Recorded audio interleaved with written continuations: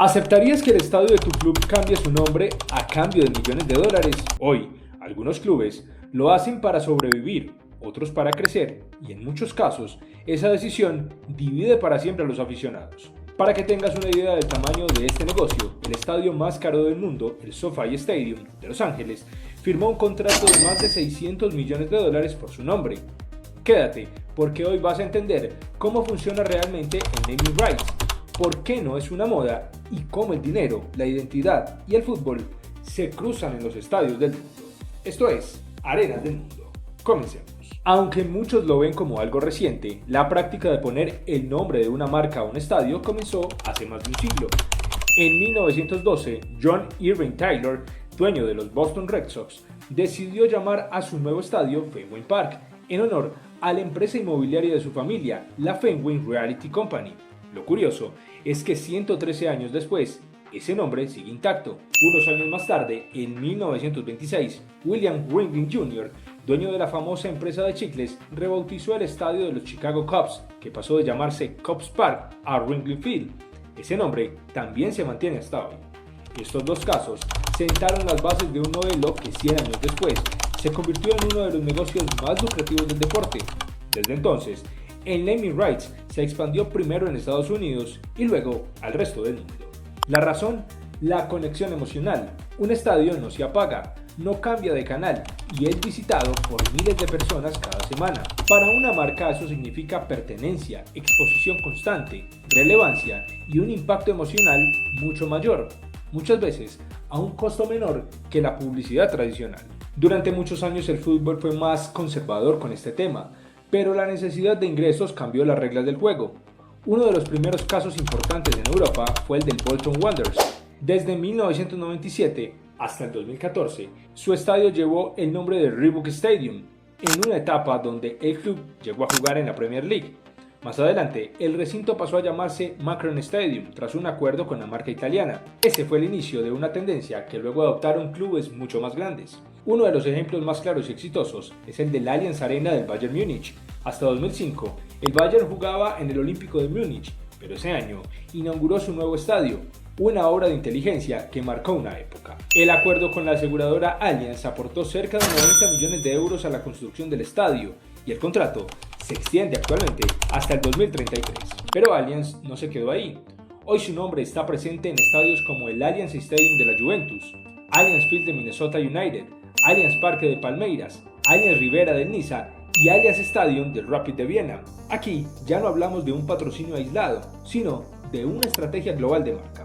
Si analizamos las 5 grandes ligas de Europa, vemos realidades muy distintas. En la Premier League encontramos estadios como el Etihad Stadium del Manchester City, el Emirates Stadium del Arsenal, el Amex Stadium del Brighton, el Get Community Stadium del Brentford y el Vitality Stadium del Bournemouth. En la Bundesliga, el fenómeno es aún más fuerte. Aproximadamente el 66% de sus estadios tienen acuerdos de naming rights, principalmente con empresas alemanas. Algunos ejemplos son el Allianz Arena del Bayern Múnich, el Signal Iduna Park del Borussia Dortmund, el Deutsche Bank Park del Eintracht Frankfurt, el Red Bull Arena del Red Bull Leipzig y el Volkswagen Arena del Wolfsburgo. En la Liga de España el porcentaje es menor, pero viene en crecimiento. Los casos actuales son el Riyadh Air Metropolitano del Atlético de Madrid, el Spotify Camp Nou del Barcelona, el Real Arena de la Real Sociedad, el Abanca Balaídos del Celta de Vigo y el Estadio La Cerámica del Villarreal.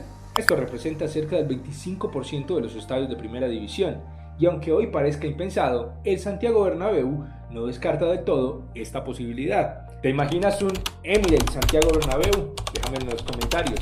En Sudamérica, el naming rights está creciendo rápidamente. En Argentina, River Plate firmó un acuerdo de 20 millones de dólares por 7 años con la cadena Chango Más. Desde 2022, el estadio pasó a llamarse Más Monumental y ese dinero permitió financiar una remodelación que hoy lo convierten en el estadio más grande de Sudamérica. En Brasil, el fenómeno es aún más fuerte. El Allianz Parque de Palmeiras, el Neoquímica Arena de Corinthians con un contrato superior a los 54 millones de dólares hasta el 2040, el Morumbis tras un acuerdo con Mondelez, el Arena MRV del Atlético Mineiro con un contrato de 21 años. En otros países vemos casos como el Claro Arena de la Universidad Católica de Chile, el Monumental Banco Pichincha de Ecuador, que es la casa del Barcelona de Ecuador, el Estadio Akron de las Chivas Rayadas de Guadalajara y el BBVA en México. A estos también se puede sumar el Estadio Banorte, antiguamente conocido como Estadio Azteca, que cambió su nombre debido a un acuerdo comercial. En Colombia, por ejemplo, el modelo es mucho más complejo, ya que la mayoría de los escenarios son municipales y el Deportivo Cali es el único club con estadio propio. Hay algo muy importante que muchas personas no saben. Durante los torneos organizados por la FIFA, los nombres comerciales de los estadios desaparecen. Por ejemplo, en el Mundial 2006, el Allianz Arena se llamó Estadio de la Copa Mundial de Múnich. En 2026, el Estadio Azteca, recientemente mencionado, se llamará Estadio Ciudad de México. Todo para mantener una imagen neutral de cara a los patrocinios del torneo. Volviendo a Estados Unidos, donde todo comenzó, el naming rights es un negocio millonario. El SoFi Stadium, con una inversión superior a los $5.000 millones, tiene un contrato de $625 millones durante 20 años, es decir, 31.2 millones anuales. En la NBA, el histórico Staples Center de Los Ángeles pasó a llamarse Crypto.com Arena, en un acuerdo de $700 millones que generó polémica, pero marcó una nueva era con la entrada de las criptomonedas al deporte. Solo en Estados Unidos los acuerdos de naming rights superan los $700 millones anuales, siendo la NFL la liga más lucrativa. El futuro del naming rights no solo está en el nombre, sino en la experiencia. La realidad aumentada, los estadios inteligentes, espacios inmersivos y activaciones digitales serán parte del nuevo modelo.